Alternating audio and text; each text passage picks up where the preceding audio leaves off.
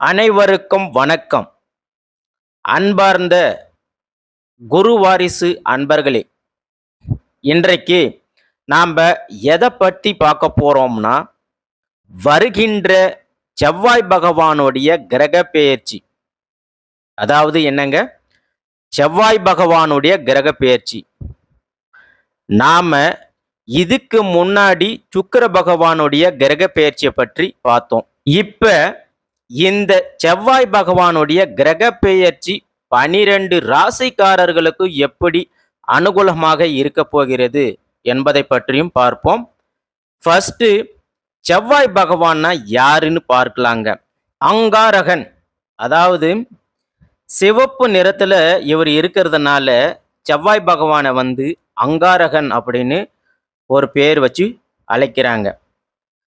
அதாவது இவர் போர்க்கடவுளுங்க. பிரம்மச்சாரியம் கடைபிடிக்கக்கூடியவர் தாங்க இந்த செவ்வாய் பகவான். அது மட்டும் இல்லாம இவர் பூமாதேவியின் மகனுங்க. நம்ம பூமாதேவியின் மகனாக இருக்கிறதுனால தான் செவ்வாய் பகவானும் பார்த்தீங்கன்னா பூமி காரகன் அப்படின்னு அழைப்பாங்க. அதே போல இந்த செவ்வாய் பகவான் அதிகமா எந்த ராசிக்கு உகந்தவர் அப்படின்னு பார்த்தீங்கன்னா, அதாவது ராசிக்கு அதிபதி அப்படின்னு பார்த்தீங்கன்னா மேசம் ராசிக்கு இவர் அதிபதிங்க. அதே போல விருச்சிகம் ராசிக்காரர்களுக்கும் இவர் அதிபதிங்க. ஸோ இந்த 2 ராசிக்குமே பார்த்தீங்கன்னா செவ்வாய் தாங்க அதிபதி. அப்ப இவர் நல்லா பாருங்க, இவர் தாங்க இடம், பூமி, மண், மனை என அழைக்கப்படக்கூடிய காரகன், பூமி காரகன். அதே போல செவ்வாய் பகவானுடைய ஒரு மிகப்பெரிய விஷயம் என்ன அப்படின்னு பார்த்தீங்கன்னா, செவ்வாய் பகவான் ரொம்பவே தைரியசாலிங்க. அதே தைரியமானவர், வீரியமானவருங்க. அதனால இவரை தைரியக்காரகனும் ஒரு பக்கம் அழைப்பாங்க. நம்மளுடைய தைரியம், வீரியத்துக்கு காரகர் யார் அப்படின்னு சொன்னா கண்டிப்பா அது செவ்வாய் பகவான். அவரை பத்தி தான் நம்ம இப்போ பார்க்க போறோங்க. இதுக்கு முன்னாடி செவ்வாய் இருந்தது இடம் வேற. இப்ப செவ்வாய் பகவான் உச்சமாயிருக்காருங்க. அதாவது செவ்வாய் பகவான் மகரம் ராசியில உச்சமாயிருக்காருங்க. அப்ப இந்த பெயர்ச்சிங்கிறது எல்லா ராசிக்குமே செவ்வாய் பகவான் ரொம்பவே உச்சத்துல இருக்கிறாருங்க. உங்களுக்கு தைரியம், வீரியம் அதிகரிக்கணும்னா அந்த பெயர்ச்சி பத்தி தான் நாம இப்ப பார்க்க போறோம். தனுசு ராசியில இருந்து மகர ராசிக்கு செவ்வாய் பகவான் பெயர்ச்சி ஆகிறாருங்க. அதுவும் உத்திராட நட்சத்திரத்துல 2ஆம் பாகத்துல அவரு பெயர்ச்சி ஆக போறாருங்க. உச்சமாக போகிறாருங்க.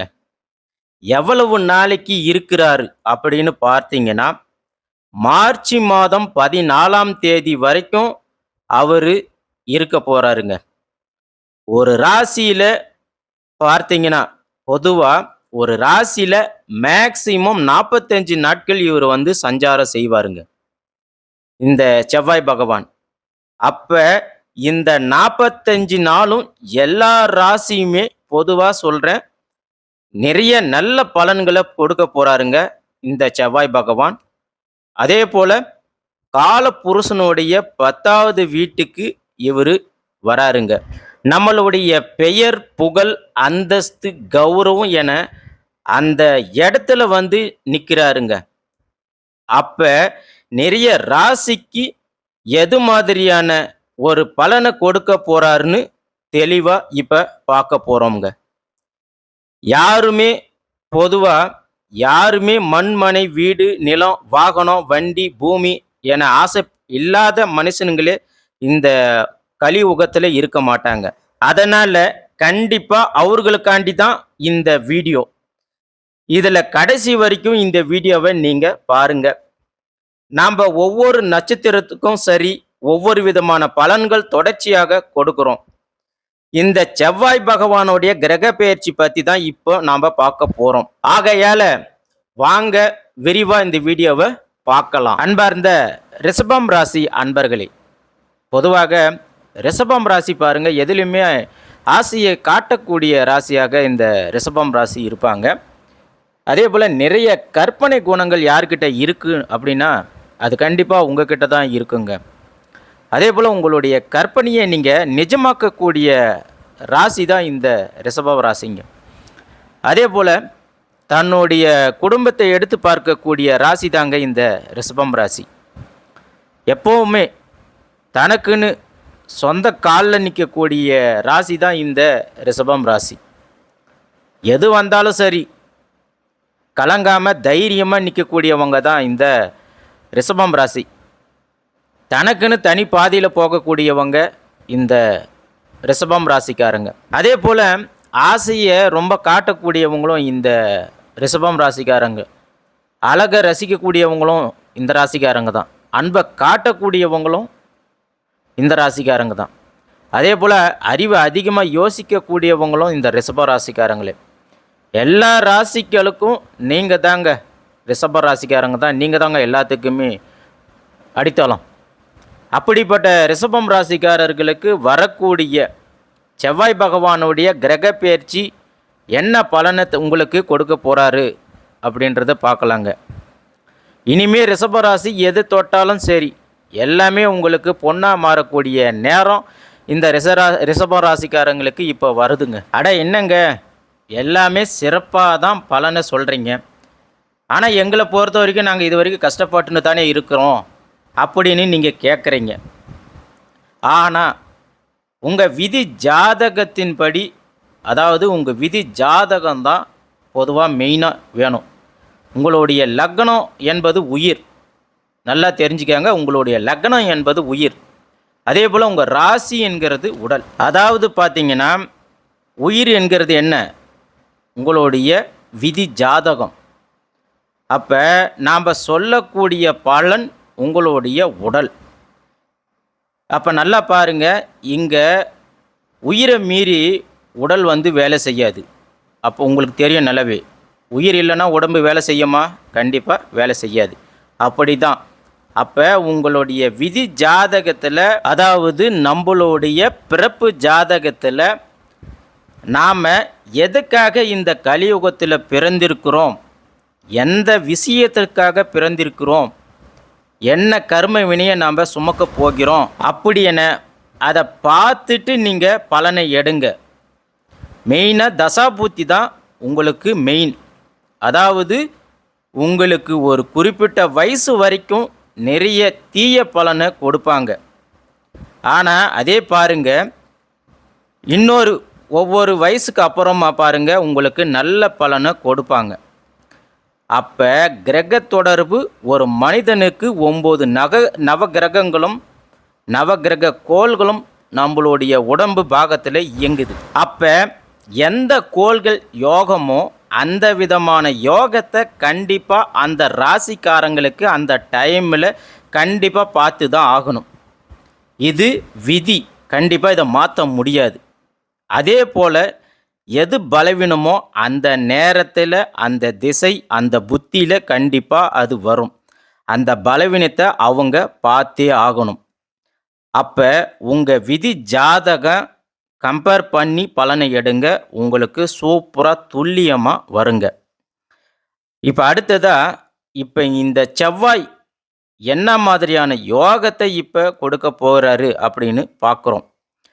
இப்போ இந்த காலகட்டத்தில் கிரக அமைப்பில் இந்த 45 நாட்கள் செவ்வாய் பகவான் பெயர்ச்சி ஆக போகிறாருங்க மகரம் ராசியில். உங்களுடைய ராசியில் இருந்து 5ஆம் பாகத்தில் எப்போதுமே கேது பகவான் சஞ்சாரம் செய்கிறாருங்க கன்னி ராசியில். அதே போல் அடுத்தது 9வது இடத்துல பாருங்க, சூரிய பகவானும் செவ்வாய் பகவானும் புதன் பகவான், அடுத்ததாக சுக்கிர பகவான், இந்த 4 கிரகங்களும் ஒரு பாகத்தில் உங்களுக்கு சஞ்சாரம் செய்கிறாருங்க. அடுத்து உங்களுக்கு 10ஆம் பாகத்தில் சனி பகவான் உங்களுக்கு சஞ்சாரம் செய்கிறாங்க.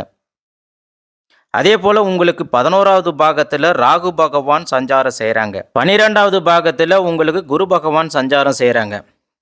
இதில் பாருங்கள், ஒரு சில தினங்களுக்கு அப்புறமா சூரிய பகவானும் சுக்கிர பகவான் மற்றும் புதன் பகவான் 10ஆம் பாகத்தில் பெயர்ச்சியாக போகிறாங்க. மற்ற கிரக அமைப்புகள் அதே இடத்துல தான் இருப்பாங்க. ஆனால் செவ்வாய் பகவான் மட்டும் பாருங்கள் உங்களுடைய ராசிக்கு எத்தனாவது வீட்டில் பார்க்குறாருன்னு. அப்போ செவ்வாய் பகவான்னா யாரு? செவ்வாய் பகவானா அங்காரகன் அப்படின்னு சொல்லுவாங்க. அங்காரகன்னா பூமிக்காரகன், இரத்தக்காரகன் அப்படின்னு சொல்லுவாங்க. இரத்தக்காரகன்னா நல்லா பாருங்க, நம்ம உடம்புல ரத்தம் நல்லா இருக்குன்னா, அப்ப இந்த ரத்தத்துக்கு செவ்வாய்ன்னு சொல்லுவாங்க. அதே போல பூமிக்காரகன், பூமி, மண், இடம், நிலம் எல்லாமே வந்து இந்த பூ பூமிக்காரகன் அப்படின்னு இந்த செவ்வாய் பகவான சொல்லுவாங்க. அடுத்தது நம்ம உடம்பு சம்மந்தப்பட்டதில வந்து பார்த்தீங்கன்னா, எலும்பு. எலும்பு சம்மந்தப்பட்ட எல்லா ஒரு செயல்களுக்குமே வந்து செவ்வாய தான் குறிப்பிடுவாங்க.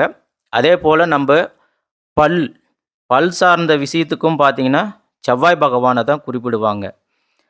ஒருத்தருக்கு பார்த்தீங்கன்னா, பல்லு ரொம்பவே வீக்கா இருக்கும். அடிக்கடிக்கு சொத்த பல்லு வரும், பல்லு ஸ்ட்ராங்கா இருக்காது. அப்ப அதற்கு மூல காரணம் என்ன அப்படின்னு பார்த்தீங்கன்னா, அவுங்களுக்கு வந்து செவ்வாய் பகவானுடைய திசை வந்து அவுங்களுக்கு வீக்கா இருப்பாரு. அதேபோல செவ்வாய் பகவான்னா யாரு அப்படின்னு பார்த்தீங்கன்னா, போர்க்காரகன். அதாவது வந்து போர் தொழில் செய்றவர் தான் வந்து செவ்வாய் பகவான். ஸோ அப்படி கம்பேர் பண்ணும்போது வந்து பார்த்தீங்கன்னா, இந்த செவ்வாய் பகவானே ராசிக்கு அதிபதியாக இருக்கிறவங்க மோஸ்ட்லி எல்லாருமே வந்து பார்த்தீங்கன்னா, போலீஸ்காரரா இருப்பாங்க. இல்லன்னா இராணுவத்தில, தீயணைப்பு துறையில, கேஸு ஸோ இந்த மாரி எல்லா துறைகள்லயும் வந்து பார்த்தீங்கன்னா, இவங்க இருப்பாங்க. அதாவது ஆயுதம் ஏந்திய வேலைகள் எல்லாமே வந்து பார்த்தீங்கன்னா, இந்த ரிஷப ராசிக்காரங்க பொதுவாகவே இருப்பாங்க. அதேபோல இந்த ரிஷப ராசிக்காரங்கள பொதுவா பார்த்தீங்கன்னா, ஆடம்பர வாழ்க்கைய ரொம்பவே விரும்பக்கூடியவங்க. ஆடம்பர வாழ்க்கையில ரொம்பவே இவங்க ஆசைப்படுவாங்க. ஸோ கண்டிப்பா அதேபோல இவங்களுக்கு இருக்கோ இல்லையோ, இவங்க மைண்ட்ல எல்லாமே ஓடுறது என்னன்னு பார்த்தீங்கன்னா, இவங்களுடைய ஆடம்பர வாழ்க்கை, ஆடம்பர பங்களா, ஆடம்பர வீடு, ஆடம்பர காரு அப்படின்னு ரொம்பவே ஆசைப்படுவாங்க. ஆனா நல்ல குணம் கொண்டவங்க. அதேபோல மெயினா குடும்பத்துக்காக நல்லா பார்த்துக்குவாங்க. இவங்க குடும்பத்துக்காக எவ்வளோ தூரம்னாலும், எதுக்காகவும்னாலும் ஓடுவாங்க. குடும்பத்த தாங்கி பிடிச்சு இருக்கிறவங்கன்னா, அவங்க ரிஷப ராசிக்காரங்க தான். அதேபோல குழந்தைகளையும் நல்லா பார்த்துக்கிறவங்க இந்த ரிஷப ராசிக்காரங்க. அதேபோல கணவன பத்தியும் பார்த்துக்கிறவங்களும் சரி, மனைவிய பத்தி பார்த்துக்கிறவங்களும் சரி, எல்லாமே வந்து இந்த ரிஷப ராசிக்காரங்க தான் அடங்குவாங்க. நம்ம ஏற்கனவே சொன்னது போல தான், குடும்பத்த சார்ந்த எண்ணங்கள் இவங்க மனசுல எப்பவுமே ஓடிட்டு இருக்குங்க.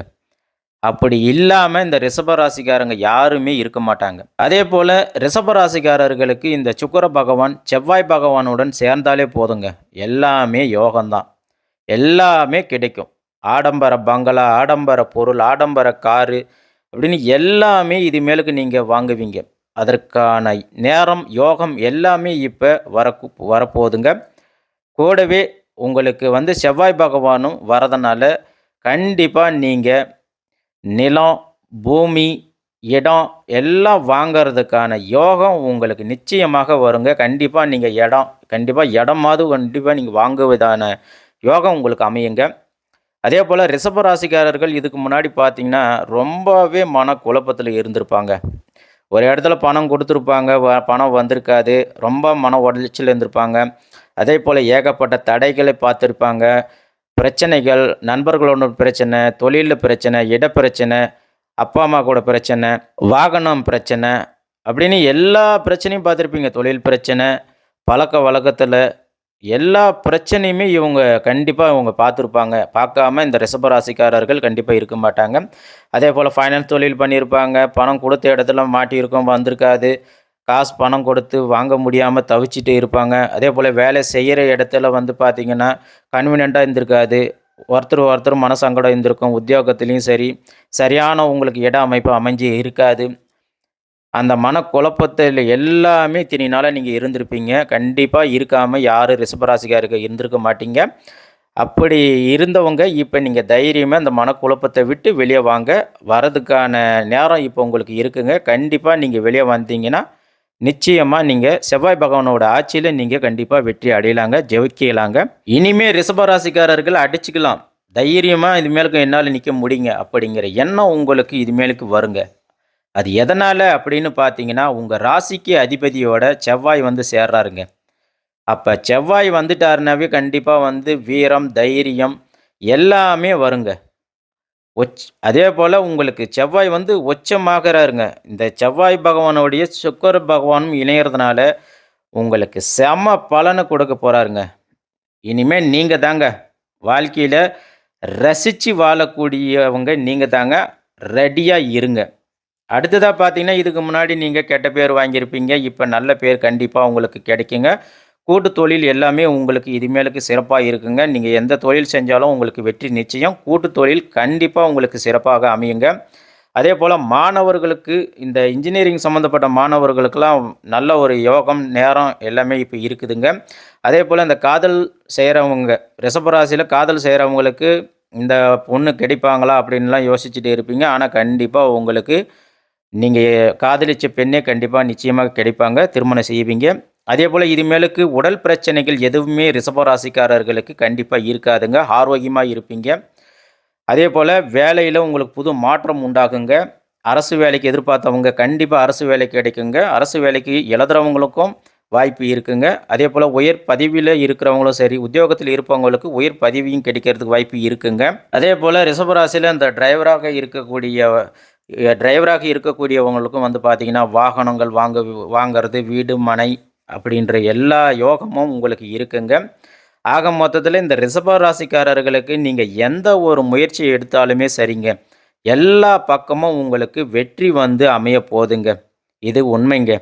ரிஷப ராசிக்காரர்களுக்கு வரக்கூடிய செவ்வாய் பகவானுடைய கிரக பெயர்ச்சி மிகப்பெரிய ஒரு சிறப்பான பெயர்ச்சியாக அமைய போதுங்க.